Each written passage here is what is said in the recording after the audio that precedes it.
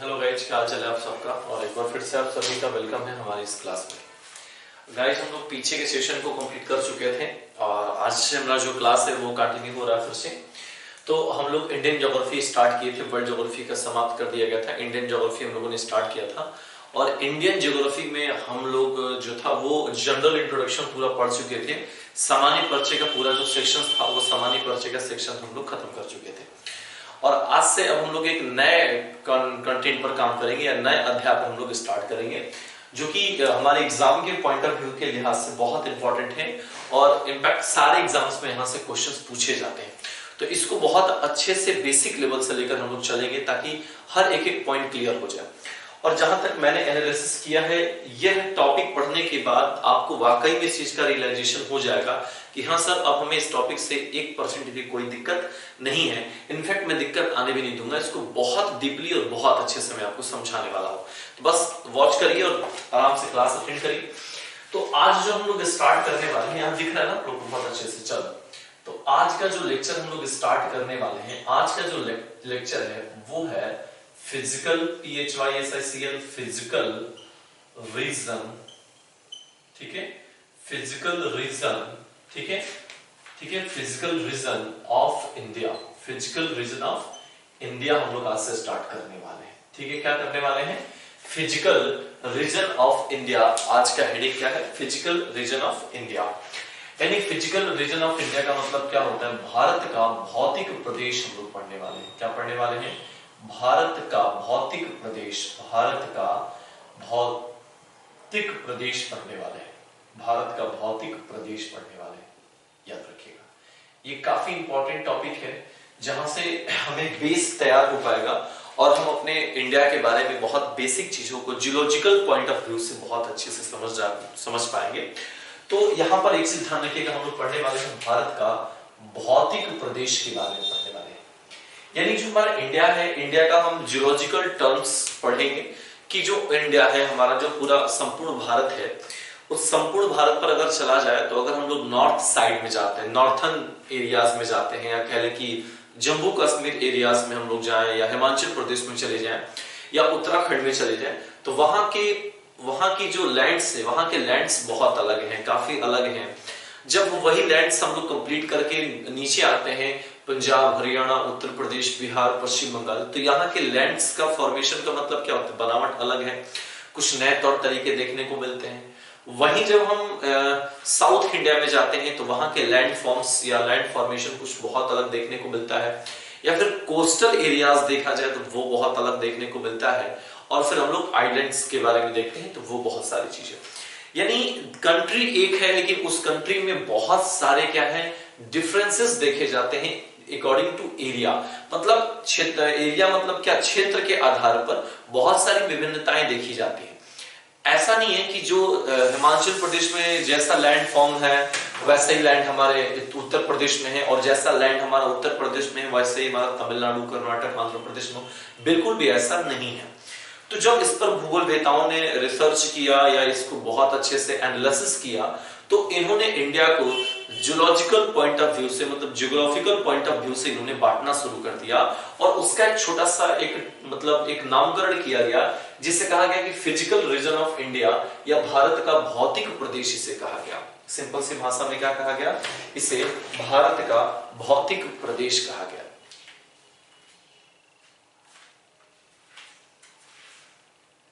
ठीक है गाइस, क्या कहा गया? भारत का भौतिक प्रदेश कहा गया। अब हमें यहाँ पर भौतिक प्रदेश में दो लोगों की बातों को बहुत अच्छे से गौर फरमाना है, याद रखिएगा। दरअसल जब हम एसएससी लेवल पे या वनडे लेवल पर पढ़ते हैं तो हम बहुत शॉर्ट में टर्म में बता देते हैं और शॉर्ट टर्म में बताकर हम लोग आगे बढ़ जाते हैं। पर भौतिक प्रदेश में बहुत सारे लोगों ने सिद्धांत दिया। किसी ने इसको 2 पार्ट्स में डिवाइड किया, किसी ने इसको बहुत सारे पार्ट्स में डिवाइड कर दिया, किसी ने 3 पार्ट्स में डिवाइड किया और किसी ने 5 पार्ट्स में डिवाइड किया। तो यहां पर 2 भूगोलवेताओं का हम नाम ले लेंगे। एक तो नाम ले लेंगे हम लोग प्रोफेसर वाडिया। प्रोफेसर वाडिया के अनुसार, प्रोफेसर वाडिया के अनुसार हम लोग नाम ले लेंगे। प्रोफेसर वाडिया के अनुसार हम लोग नाम ले लेंगे। और दूसरा अगर देखा जाए तो यहां पर कृष्णन, क्या नाम ले लेंगे? एक लोग का नाम ले लेंगे, कृष्णन व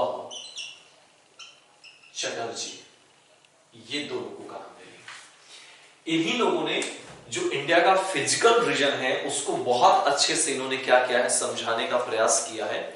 और आप अमूमन किताबों में देखोगे तो किताबों में आपको सारे लैंडफॉर्म्स को डायरेक्टली बता दिया गया है कि भारत के भौतिक प्रदेश को 5 भागों में बांटा गया है, लेकिन मुख्य रूप से उसको 3 पार्ट्स में ही डिवाइड किया गया है। लेकिन आगे चल के कृष्णन और चटर्जी ने उसे और ज्यादा व्यापक रूप दे दिया है, इसलिए ताकि समझने में आसानी हो और कोई भी इसे समझना चाहे तो सिंपल आसान तरीकों में समझ सकता है। तो यहां से प्रश्न बनता है कि प्रोफेसर वाडिया ने इस भौतिक प्रदेश को कितने भागों में बांटा, तो इन्होंने इसको 3 पार्ट्स में डिवाइड किया। और वहीं कृष्णन और चटर्जी ने देखा गया तो इसको कितने 5 भागों में बांटा, 5 भागों में इन्होंने बांट दिया। ठीक है, 3 भागों में बांटा, क्या लिख सकते हैं 3 भागों में, 3 भागों में यहां लिख लीजिएगा, 3 भागों में यहां पर इन्होंने क्या कर दिया, डिवाइडेशन कर दिया, याद रखिएगा। ठीक है, और यहां पर देखा जाए तो 5 भागों में इन्होंने क्या कर दिया, डिवाइड कर दिया, तो ये हो जाएगा 5 भागों में हो जाएगा। मेरी बातों को बहुत ध्यान समझिएगा। कृष्णन व चटर्जी ने क्या किया कि इंडिया को 5 भागों में बांटा और प्रोफेसर वाडिया के अनुसार इसको 3 भागों में बांटा गया। अब हम लोग थोड़ा सा इंडिया का एक मैप बना लेते हैं, उसी के अकॉर्डिंग ये पूरी की पूरी कहानी को बहुत अच्छे से समझा जाएगा। बहुत बेहतरीन तरीके से आज समझाऊंगा मैं, और मैपिंग तो शायद आपकी बहुत लाजवाब होगी आज की मैपिंग, क्योंकि बहुत उसी हिसाब से आपको समझाना भी है कि आपका पूरा का जो पूरा प्रोफार्मा है वो प्रोफार्मा आपका बहुत अच्छे से क्लियरली आपको समझ में आ जाए। तो बहुत ध्यान से सारी चीजों को समझिएगा, बहुत बढ़िया से आप, ठीक है, बहुत अच्छे से आपको समझना है, एक एक पॉइंट्स आपको बहुत बेहतरीन तरीके से समझना है। ठीक है, बहुत ध्यान से समझिएगा एक एक पॉइंट्स को लेकर।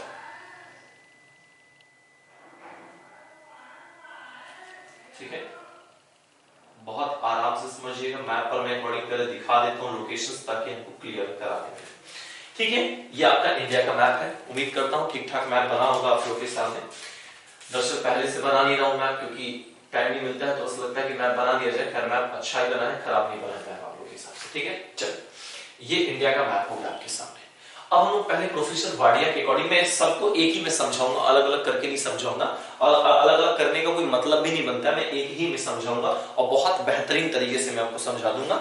इस चीज को याद रखिएगा गाइस। ठीक है, और आपका जो सामान्य परिचय जो मैंने करा दिया था उसको बहुत अच्छे से पढ़ लीजिएगा। हाँ, एक टर्म छूटा हुआ है, उस टर्म में पुदुचेरी का टर्म छूटा हुआ है। पुदुचेरी का टर्म मुझे कराना है, तो हो सकता है कि मैं पुदुचेरी वाला टर्म आपको करा दूं, तो जल्दी में पुदुचेरी का टर्म भी मैं आपको कराने वाला हूं। ठीक है, क्योंकि अभी उसमें एक आध दो पॉइंट्स जो हैं वो बाकी हैं पुदुचेरी को लेकर, तो पुदुचेरी का टर्म हम आपको करा देंगे। ठीक है, टेंशन ना लीजिएगा, या उसका जो क्वेश्चन सॉल्व कराएंगे, क्वेश्चन सॉल्व कराने के साथ ही मैं आपको करा दूंगा। ठीक है, चलिए बहुत ध्यान से चलिए आ जाइए। तो यहां पर हम लोग देखते हैं प्रोफेसर वाडिया के अनुसार इन्होंने जो भारत है, हमारा जो भारत है, इसको भारत को इन्होंने कितने भागों में बांटा, इस चीज को थोड़ा सा यहाँ पर हम लोग डिस्कशन बहुत बेसिक लेवल से करेंगे। इन्होंने जो सबसे पहला पार्ट्स कहा कि भाई हम सबसे पहला जो बांट रहे हैं उसको बहुत डिटेल में समझेंगे, बहुत अच्छे से लेकर समझेंगे, पूरा बढ़िया से काम। तो इन्होंने कहा नॉर्थर्न माउंटेन कह दिया। इन्होंने कहा कि सबसे पहले हम लोग क्या बांटेंगे, नॉर्थर्न माउंटेन, MOUNTAIN।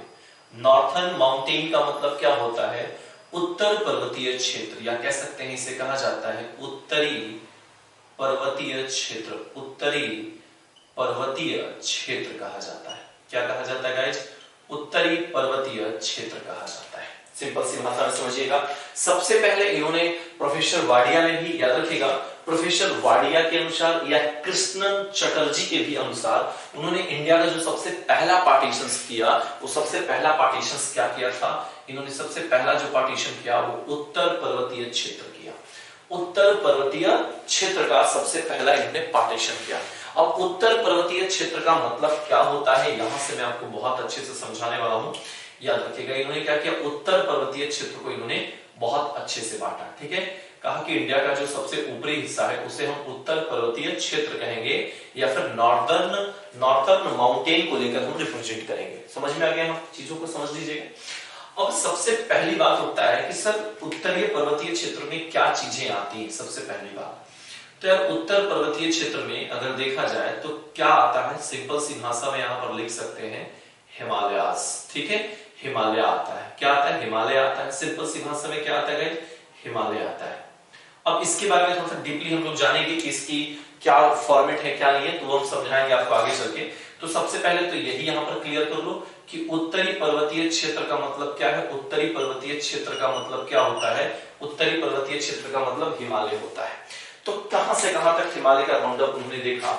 तो गाइस मैप के अकॉर्डिंग देखना चाहते हो तो ये पूरा जो पार्ट्स है, ये पूरा यहां से मतलब ये इंडिया का ये जो वेस्ट साइड है, सिंपल सी सबको पता है ये वेस्ट साइड है गाइस, और ये ईस्ट साइड है यानी पूर्वी हिस्सा है, ये दक्षिणी हिस्सा है, नॉर्थ हिस्सा है। तो इंडिया जो हमारा हिमालय है भले इंडिया के पूर्व में है, लेकिन वो ऐसे फैला हुआ है। कैसे फैला हुआ है?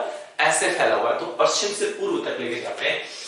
तो हमारा जो ये वाला एरिया है ये कुछ ऐसे गया है, यूं ऐसे गया है, और ऐसे होते होते आप लोगों ने देखा होगा फिर ये कौन सी खाड़ी है? बंगाल की खाड़ी। और कहा जाता है कि हिमालय का जो भाग है वो कहां तक फैला हुआ है, हिमालय का भाग जो है वो कहां तक फैला हुआ है? इनफैक्ट अंडमान एंड निकोबार द्वीप समूह तक फैला हुआ है।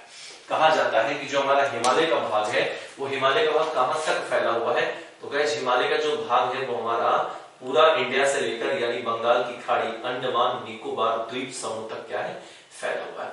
तो गाइस ये जो मैं पूरा एरिया में आपको यहाँ पर दिखा रहा हूँ, बहुत अच्छे से कलर भी कर दे रहा हूँ ताकि पूरा का पूरा पार्टीशन आपको समझ में आ जाए। ये जो पूरा एरिया देख रहे हो बहुत ध्यान से देख लो, हर एक एक पॉइंट्स बहुत अच्छे से समझ लो और अपने दिमाग में आज बैठा लेना, एक एक पॉइंट छूटना नहीं चाहिए आपको। ये जो पूरा एरिया देख रहे हो ना गाइस, ये जो पूरा एरिया आप देख रहे हो यहाँ पर जो मैं आपको एरिया दिखा रहा हूँ ना, ये सब का सब एरिया जो है, यह एरिया क्या कहलाता है? यह एरिया आपका हिमालय का पार्ट कहलाता है। यही एरिया क्या कहलाता है? हिमालय का पार्ट कहलाता है। सिंपल सी भाषा में किसका पार्ट कहलाता है? हिमालय का पार्ट कहलाता है। तो गाइस यहाँ पर आप दिखा सकते हो लिखकर बहुत अच्छे से, यहाँ पर हिमालय लिख सकते हो, हिमालय, हिमालय। ठीक है, हिमालय कह सकते हो इसको कि क्या है? हिमालय का पोर्शन हो गया, पहला हिमालय का पोर्शन हो गया।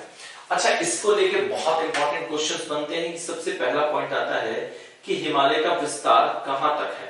तो हिमालय का विस्तार अमूमन तौर पर किताबों में यही बताया गया है कि हिमालय का विस्तार जो है, अभी बहुत डीपली पढ़ेंगे, पर यहाँ पर आपको इन प्रोफेसरों के अकॉर्डिंग जो बांटना है, विभाजन करना है भारत के भौतिक प्रदेश को, उसको मैं बांट देना चाहता हूँ। तो हिमालय का विस्तार, हिमालय का उत्पत्ति या हिमालय देखा जाए भारत के किस क्षेत्र में आता है? तो नॉर्थर्न माउंटेन कहा गया क्योंकि उत्तर क्षेत्र में आता है।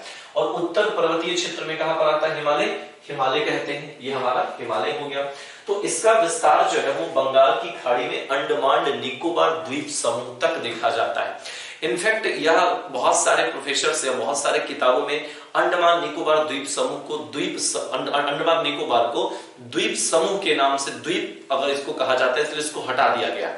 लेकिन फैक्चुअल देखा जाता है तो कहा जाता है कि हिमालय का विस्तार यहां तक है, लेकिन अधिकांश हिस्सा डूब जाने के कारण, पूरे जल में डूब जाने के कारण कुछ ही हिस्सा दिखाई देता है, जिसे हम द्वीप से उसको डिफाइन कर देते हैं। तो सिंपल सी बात से याद रखिएगा कि अंडमान निकोबार द्वीप समूह किसका हिस्सा है? हिमालय का हिस्सा है। तो यहां से एक पॉइंट आप लिख लोगे यहां से कि अंडमान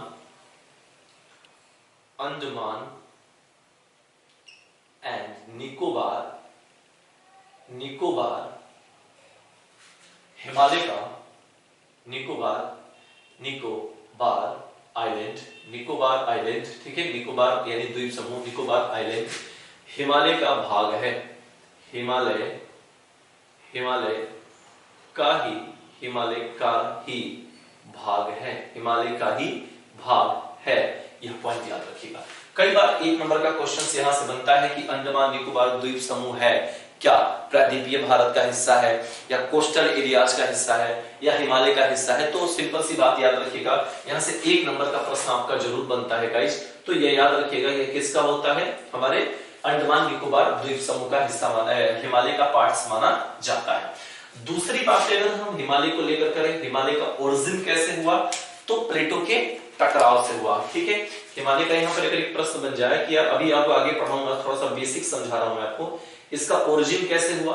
तो प्लेटों के टकराव से। ठीक है, दो प्लेटों के टकराव से हुआ, दो प्लेटों के टकराव से हुआ, दो प्लेटों के टकराव से हुआ। यह बात याद रखिएगा, दो प्लेटों के क्या हुआ? टकराव से हुआ, सिंपल सी एक भाषा में हम लोग यहाँ पर इस चीज को समझ लेंगे तो याद रखिएगा। तो यहाँ पर मैंने बस इतना बताया कि जो हमारा भारत का जो पहला रीजन्स बांटा गया, सबसे पहला रीजन्स क्या हुआ, हिमालय हुआ। पहला रीजन्स क्या हुआ, हिमालय का पार्ट हुआ। बात क्लियरली समझ में आ रही कि नहीं आ रही, आ रही ना। पहला पार्ट कौन सा हुआ, हिमालय का पार्ट हो गया। ठीक, ये इन्होंने भी हिमालय को बांटा और इन्होंने कृष्णन एवं चटर्जी ने भी हिमालय को ही बांटा गया। अच्छा, दूसरा पार्ट हम देखते हैं, दूसरा पार्ट क्या आता है। दूसरा पार्ट अगर देखा जाए तो दूसरा पार्ट कहते हैं कि ग्रेट प्लेन्स ऑफ इंडिया, ठीक है, या नॉर्थर्न प्लेन्स ऑफ इंडिया कहा जाता है हिंदी में, north plane of India, north planes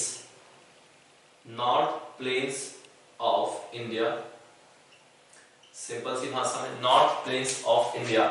Hindi में कहा जाए इसको तो कहा जा सकता है कि उत्तर का विशाल मैदान, सिंपल सी भाषा में कहा जा सकता है उत्तर का विशाल मैदान। भारत छोड़ दिया, लिख सकते हो भारत का, भारत उत्तर भारत का या उत्तर का विशाल मैदान कहा जाता है। क्या कहा जाता है गाइस, विशाल मैदान कहा जाता है। जरा इस बात को बहुत ध्यान से समझना कि विशाल मैदान का मतलब क्या होता है। विशाल मैदान का मतलब क्या होता है, यहां पर समझना पड़ेगा कि व्हाट इज द विशाल मैदान, यानी ग्रेट प्लेन्स भी कह सकते हो। विशाल मैदान का मतलब क्या होता है, सबसे पहली बात तो याद होगा, याद रखिएगा। जब हिमालय का निर्माण हुआ, बहुत ध्यान समझिएगा, और ये वाला पोर्शन जो आप देख रहे हो, मैं आपको 2-3 पोर्शन बहुत अच्छे से इनफैक्ट समझाने वाला हूं, क्योंकि वहां से क्वेश्चंस आपके बहुत अच्छा बनते हैं, बहुत बड़े लेवल पर क्वेश्चंस को बनाया जाता है। तो पहले हम कुछ एरिया को सेव कर दें, उसके बाद उस एरियाओं को मैं आपको क्लियर कट करके दिखाऊं, ये पूरा एरिया हो जाएगा इसे।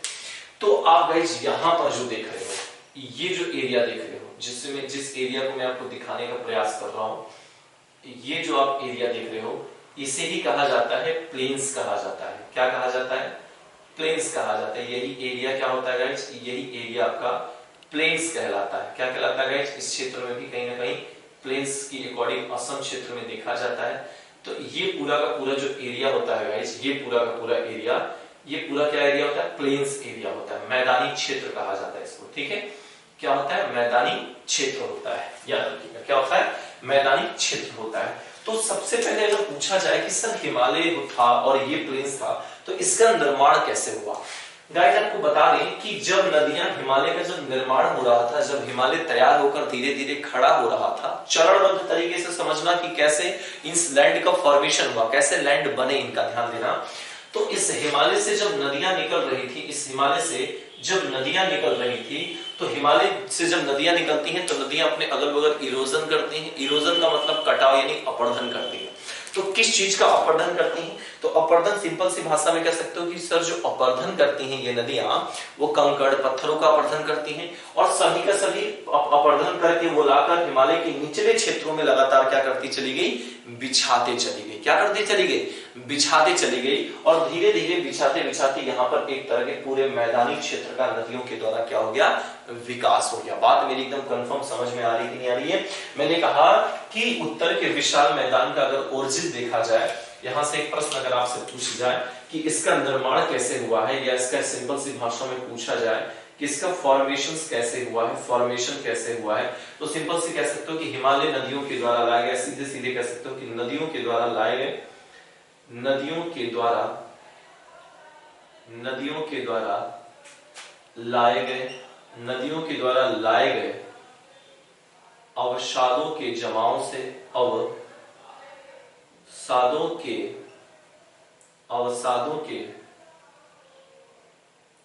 जमाव से हुआ है, जमाव से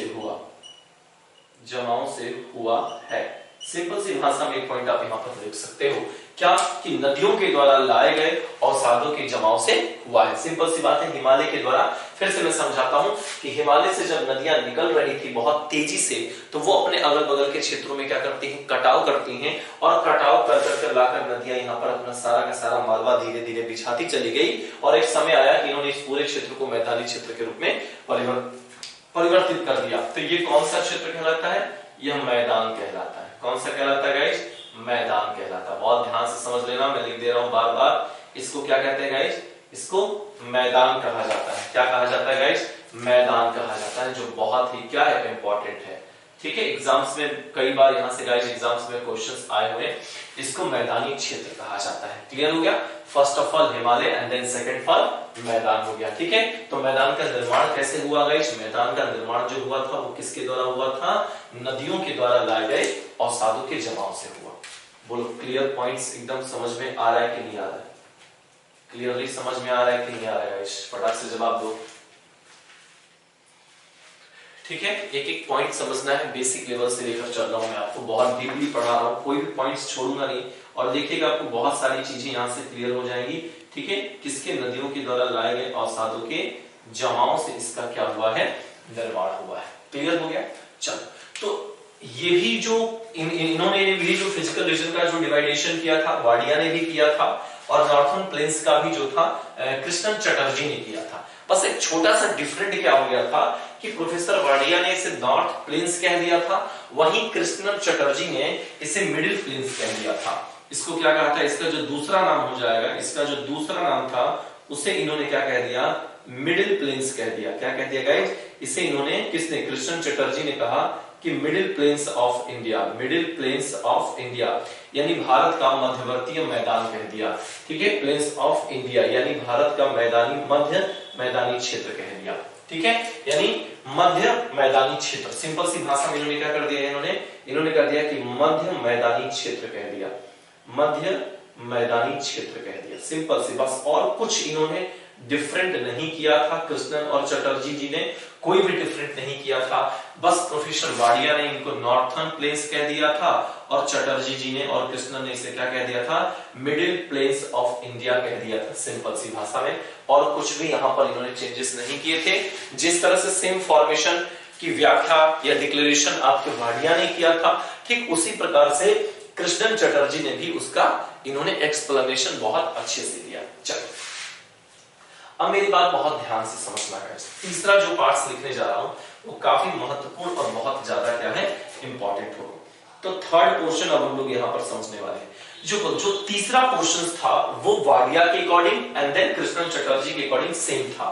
तो तीसरा जो कहा गया वो कहा गया पेनिनसुला, पेनिनसुला प्लेट्यू कहा गया, PLATAU, पेनिनसुला प्लेट्यू कहा गया।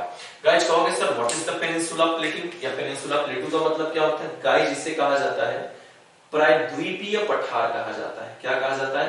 प्रायद्वीपीय पठार कहा जाता है। It's very very important. क्या कहा जाता है? प्रायद्वीपीय पठार कहा जाता है, याद रखिएगा, बहुत इंपॉर्टेंट है। क्या कहा जाता है गाइस? पेनिनसुला प्लेट्यू यानी प्रायद्वीपीय पठार कहा जाता है। यह पॉइंट याद कर लेना और दिमाग में बहुत अच्छे से इसको क्या कर लेना? बैठा लेना। क्या कहा जाता है? पेनिनसुला प्लेट्यू, प्रायद्वीपीय पठार कहा जाता है। ठीक है, अब देखो कहोगे सर प्रायद्वीपीय पठार कौन सा एरिया कहलाता है? गाइस ये जो आप एरिया देख रहे हो ना, ये एरिया पूरा का पूरा, ठीक है, ये एरिया जो आप देख रहे हो मैं दिखा रहा हूं आपको बहुत बढ़िया से, और इसके बारे में बहुत डीपली मैं समझाऊंगा कि क्यों इंपॉर्टेंस है ये हमारा पूरा का पूरा एरिया। ये जो पूरा एरिया देख रहे हो गाइस, इस एरिया को क्या कहा जाता है? पेनिनसुला प्लेट्यूज कहा जाता है। ठीक है, यही एरिया हमारा क्या आता है गाइस? पेनिनसुला प्लेट्यू आता है। याद रखिएगा, अपने कॉपी पर बिल्कुल सेम फॉर्मेशन जैसे बना रहा हूं बिल्कुल वैसे ही बना लेना, ताकि समझने में आपको आसानी होगा, बहुत अच्छे से समझोगे यहाँ पर चीजों को।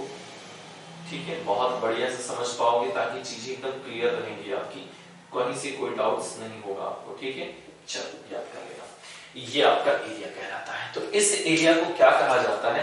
इस एरिया को पेनिनसुला प्लेट्यू कहा जाता है। इसे पेनिनसुला क्या कहते हैं गाइस? पेनिनसुला प्लेट्यू कहा जाता है। PLATAU प्लेट्यू कहा जाता है।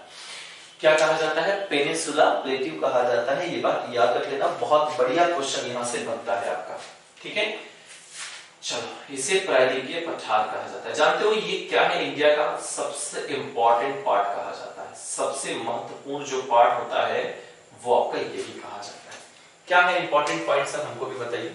देखो, पेनिनसुला प्लेट्यू, प्रायद्वीप का मतलब तो ऑलरेडी मैं समझा रखा हूं कि प्रायद्वीप का मतलब क्या है, और जान लो इसी प्रायद्वीप के अंतर्गत क्या किया गया था? इसी प्रायद्वीप के अंतर्गत इस आइलैंड्स को भी इसके अंतर्गत रख दिया गया था। इसी पेनिनसुला के अंतर्गत वाडिया के अनुसार, याद रखिएगा, नॉट अ कृष्णन और चटर्जी के अकॉर्डिंग के बात कर रहा हूं, वाडिया के अनुसार कहा, वाडिया ने क्या किया कि वाडिया ने कहा कि जो अरब सागर के जितने भी हमारे पार्ट्स हैं, जो भी आइलैंड्स हैं, वह सभी आइलैंड्स किसके हिस्से माने जाते हैं? सभी आइलैंड्स, ये कौन सा है? ये लक्षद्वीप कहलाता है। क्या कहलाता है गाइस? लक्षद्वीप कहलाता है। वाडिया जी के अनुसार कहा गया, इसके कृष्णन चटर्जी के अनुसार नहीं कहा गया। अब यहां पर हम लोग सिर्फ वाडिया को लेकर डिस्कशन करेंगे, कृष्णन चटर्जी को डिस्कशन नहीं करेंगे। तो वाडिया ने कहा कि भाई देखो, हमारा ये वाला हिस्सा हमने तो डाल दिया हिमालय के अंतर्गत, क्योंकि हिमालय का साक्ष्य मिलता है। क्योंकि अगर यहाँ पर इरोजन ऊपरी हिस्से पर हुआ है, लेकिन नीचे का जो भी लैंड है वो सब जुड़ा तो है ना एक दूसरे से।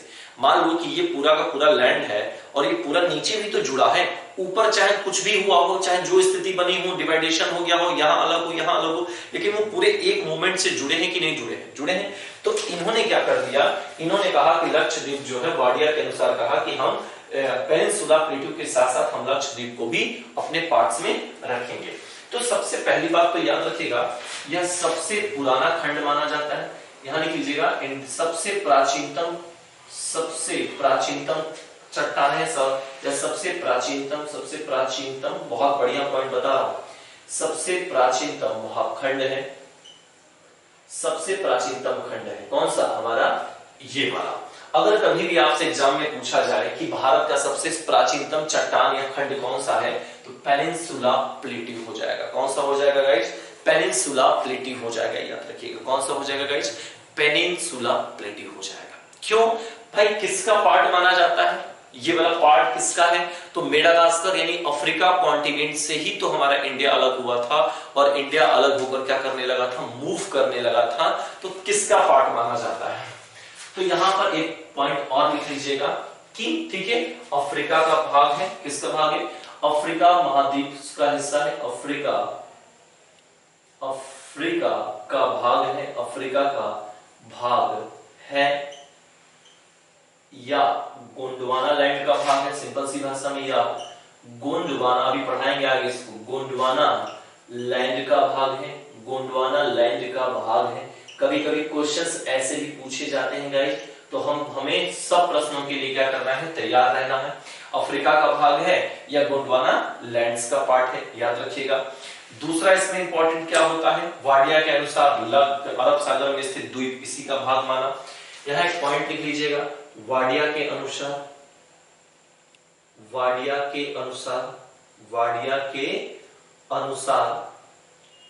अरब सागर में स्थित द्वीप, अरब सागर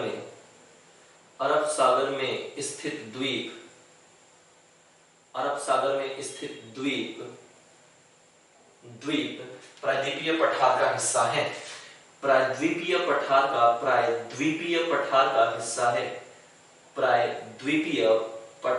का हिस्सा है। सिंपल सा क्वेश्चन यहां से आता है, वाडिया के अनुसार। याद रखिएगा, किसके अनुसार गाइस? वाडिया के अनुसार कहा गया कि वाडिया के अनुसार अरब सागर में स्थित द्वीप प्रायद्वीपीय पठार का हिस्सा है। ये इन्होंने क्या कर दिया? इन्होंने कर दिया।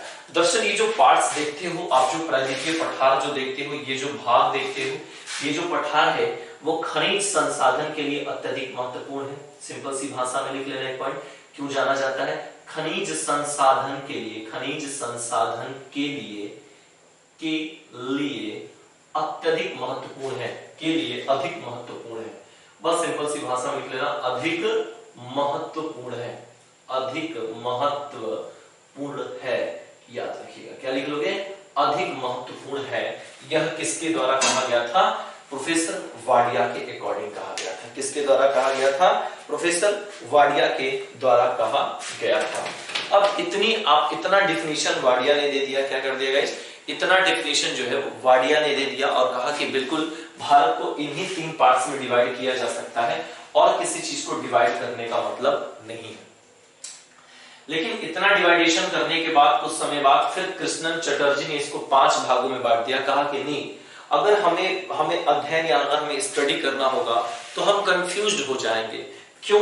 क्योंकि ठीक है, वाडिया कहते हैं कि ऊपर चाहे कुछ भी हो, नीचे सब एक से जुड़े हुए हैं, लेकिन नीचे तो सब एक जैसे हैं, ऊपर ही तो बदलाव देखा जा रहा है। तो तो हमें ये कॉन्सेप्ट समझना पड़ेगा कि इसको हम पठार कहते हैं और ये द्वीप कैसे बन गया। तो इस परिभाषा में कोई उलझने ना हो, इसलिए हम इसको क्या करेंगे, स्टडी में आसानी करने के लिए, अध्ययन में बहुत इजीली तरीके से अध्ययन कर पाए, तो कृष्णन चटर्जी ने इसको क्या कर दिया, बांट दिया। क्या कहा, मेरी बातों को बहुत ध्यान से समझिएगा, बहुत बढ़िया कॉन्सेप्ट बता रहा हूं। इन्होंने कहा कि ये वाला हिस्सा था ही नहीं, इन्होंने कहा कि ये हिस्सा था ही नहीं, सिंपल सी भाषा में इन्होंने कहा कि ये हिस्सा था ही नहीं। किसने, कृष्णन चटर्जी ने कहा कि ये हिस्सा था ही नहीं। मेरी बात ध्यान समझिएगा, अगर समझ गए दोस्त तो बहुत बढ़िया कॉन्सेप्ट क्लियर कर लोगे।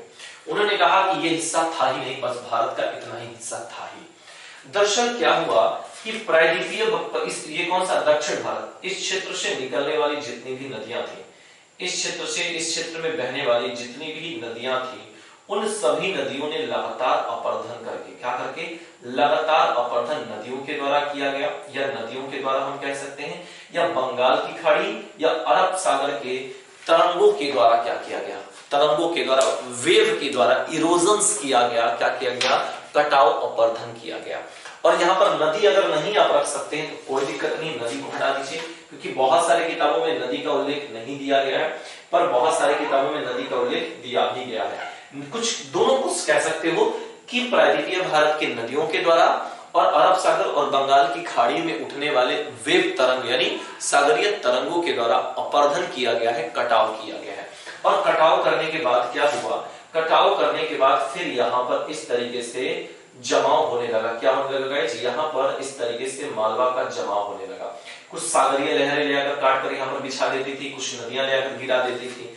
तो इस तरीके से क्या हुआ गाइज, इस तरीके से यहाँ पर बहुत ध्यान समझना, इस तरीके से लगातार नदियों के द्वारा और सागरीय लहरों या तरंगों के द्वारा लगातार अपरधन कर करके यहाँ पर ले आकर क्या कर दिया गया, जमाना शुरू कर दिया गया। और यहाँ पर एक तरह के मैदान का क्या हुआ गाइज, एक तरह के यहाँ पर मैदान का इस तरीके से निर्माण होना शुरू हो गया गाइज। देखिए कितना इजीली मैंने आपको समझाया, बहुत इजीली समझाया है मैंने, बहुत इजीली। शायद इससे पहले आपका क्लियर नहीं हुआ होगा अगर ये टॉपिक, तो गाइज आज एकदम क्लियर हो गया होगा, इतनी तो मैं गारंटी दे ही सकता हूँ।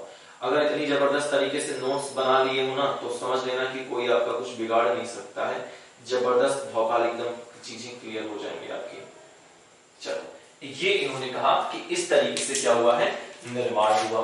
तो इन्होंने कहा कि अब बाद में जाकर इसका निर्माण हो गया, इस तरीके से, समझ गए गाइस, इस तरीके से इसका क्या हो गया गाइस, इस तरीके से इसका निर्माण हो गया।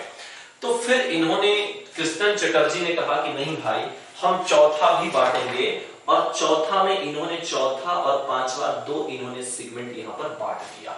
चौथा और पांचवा दो सेगमेंट इन्होंने बांटा और कहा कि वाडिया साहब अब एक काम करिए, इसको हटाइए और खत्म करिए इस सब कहानी को, ठीक है। इन्होंने कहा कि ये हमारा कौन सा हो जाएगा, कोस्ट एरिया हो जाएगा, कोस्टल एरिया हो जाएगा, क्या हो जाएगा, COSTLE, कोस्टल एरिया हो जाएगा, ठीक है। कोस्टल एरिया यानी तटीय क्षेत्र हो जाएगा, इसको क्या कहेंगे, तटीय क्षेत्र कहेंगे या तटीय मैदान कहा जाएगा। इन्होंने कहा कि ये क्या है, तटीय मैदान है। और इन्होंने एक और पार्ट्स बांट दिया जिसे क्या कहा गया, द्वीप यानी आइलैंड्स कहा गया। कहा कि सर वाडिया जी, हम लोग को अध्ययन करने की वजह से हमें इसको दो पार्ट में बांटना पड़ा, तो कृष्णन चटर्जी ने आगे चल के इसको दो पार्ट्स में बांट दिया।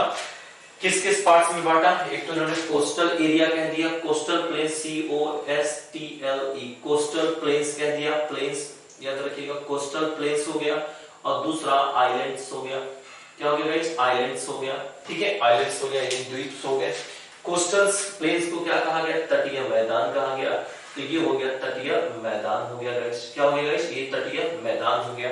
आइलैंड्स में इन्होंने क्या देखा, आइलैंड्स में इन्होंने द्वीप को जोड़ दिया, कहा कि जितने भी द्वीप समूह होंगे वो सभी के द्वीप समूह को हम अलग से पढ़ेंगे। तो इस तरीके से हमारे इंडिया के पूरे पार्ट्स को क्या कर दिया गया, पूरे पार्ट्स को इन्होंने कवर कर दिया।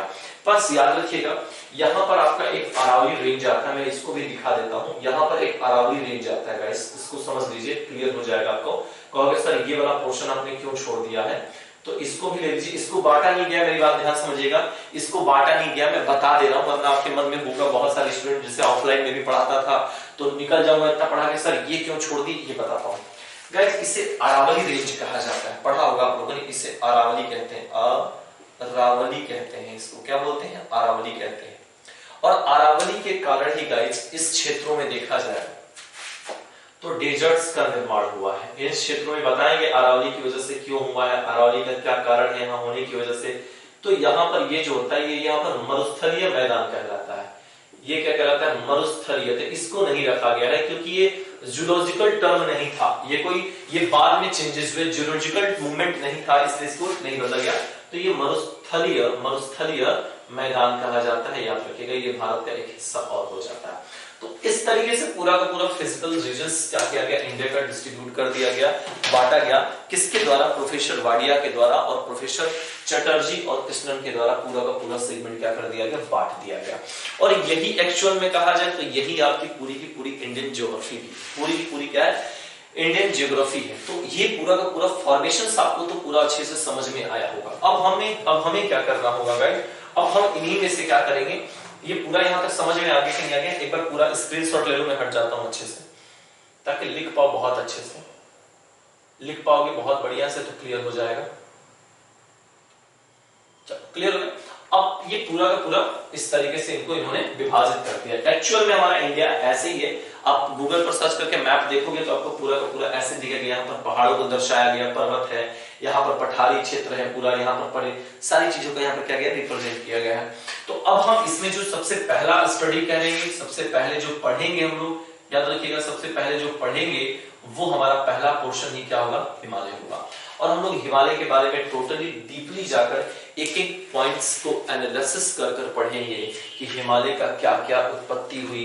देखिए हिमालय में डायरेक्ट हम हिमालय पढ़ा सकते थे, लेकिन क्या क्या पढ़ना होगा हिमालय में, वो चीजें थोड़ा सा हम लोग जिक्र कर लेते हैं, साइड में कर लेते हैं, फिर तो मैं आपको बताऊंगा। अब इसमें सबसे पहला जो हमें पढ़ना होगा, मेरी बात यहाँ पर देखिएगा नहीं, इसको मैं दोबारा भी लिख कर बताऊंगा, लेकिन एक रेफरेंस के तौर पे मैं आपको बता रहा हूं। अब हम लोग इस पोर्शन को पहले पढ़ेंगे, फिर इस पोर्शन को पढ़ेंगे, फिर इस पोर्शन को पढ़ेंगे, फिर इस पोर्शन को पढ़ेंगे। ये एक बहुत बड़ा पोर्शन है। इस तरफ से पूरी की पूरी इंडिया को हम लोग क्या करेंगे, कवर अप कर लेंगे, पूरा का पूरा समझ लेंगे बहुत अच्छे से। अब जैसे हिमालय पढ़ना होगा तो हिमालय का जो सबसे पहला पॉइंट्स बनेगा वो क्या पढ़ना होगा। सबसे पहले तो हिमालय का ओरिजिन पढ़ना पड़ेगा कि इसका ओरिजिन कैसे हुआ। सबसे पहला पॉइंट ओरिजिन हम लोग पढ़ेंगे, यानी फॉर्मेशन कैसे बना। ओरिजिन के बाद इसकी विशेषता क्या है। सबसे पहली बात तो इसका विशेषता, सर हिमालय का विशेषता और विस्तार को लेकर यहाँ पर डिस्कशन करेंगे। हिमालय का विस्तार और विस्तार के बाद यहाँ पर विभाजन पढ़ लेंगे, विभाजन भी पूरा का पूरा डीपली क्लियर करेंगे। और यहाँ से जितने भी आते हैं यहाँ पर, उसके बाद हम लोग श्रेणी पढ़ेंगे, श्रेणी के बाद पर्वत पढ़ लेंगे, यहाँ से पर्वत पढ़ लेंगे, फिर घाटी पढ़ लेंगे, और फिर गाइस यहाँ से हम लोग दर्रा पढ़ लेंगे। इतने सारे सेगमेंट हम इसमें पूरा का पूरा क्लियर करेंगे। लेकिन उसके पहले सोच रहा हूं कि मैं पढ़ा दूं टाइप्स ऑफ माउंटेन, पढ़ा दूं, जो इंपॉर्टेंट है। टाइप्स ऑफ माउंटेन सोच रहा हूं कि ये सारे टॉपिक स्टार्ट करने से पहले टाइप्स ऑफ माउंटेन पढ़ा दिया जाए, हिमालय के प्रकार पढ़ा दिया जाएगा। तो आपको वर्ल्ड ज्योग्राफी में आप लोगों को जितने भी चीजें मैंने बताई रखी हैं, वो सारी की सारी चीजें आप लोगों को ऑटोमेटिकली क्या हो जाएगा, क्लियर हो जाएगा कि सर हिमालय के टाइप्स ऑफ माउंटेन के बारे में पढ़ा दोगे तो एक बेसिक जो चीजें हैं वो चीजें क्लियर हो जाएंगी आपकी बहुत अच्छे से। बैच क्लियर हो गया यहाँ तक का पूरा सेशन। तो जब हम लोग अगले सेशन में मिलेंगे तो पहले टाइप्स ऑफ माउंटेन पढ़ लेते हैं।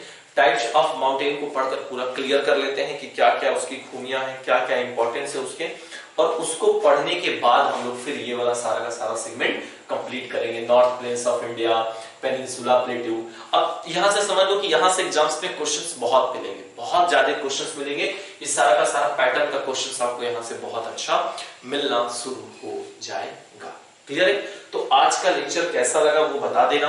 हाँ, आपका सोलर सिस्टम का उस दिन मैंने क्लास स्टार्ट किया था, जो सैटरडे संडे हम क्लास नहीं ले पाए थे, ठीक है, उसकी एक क्लास जो बची है जहां से हमको बिग बैंग थ्योरी से स्टार्ट करना है, वहां से महाविस्फोटक सिद्धांत से स्टार्ट करना है, तो उसकी भी क्लास अगर डेफिनेटली होगा तो मैं किसी दिन इसी बीच लेकर वो वाले एक दिन का गैप कंप्लीट कर दूंगा, ताकि जब अगला हमारा सेशन है उस क्लास का तो वहां से पूरा मैं कंप्लीट कर सकूं। क्लियर हो गया?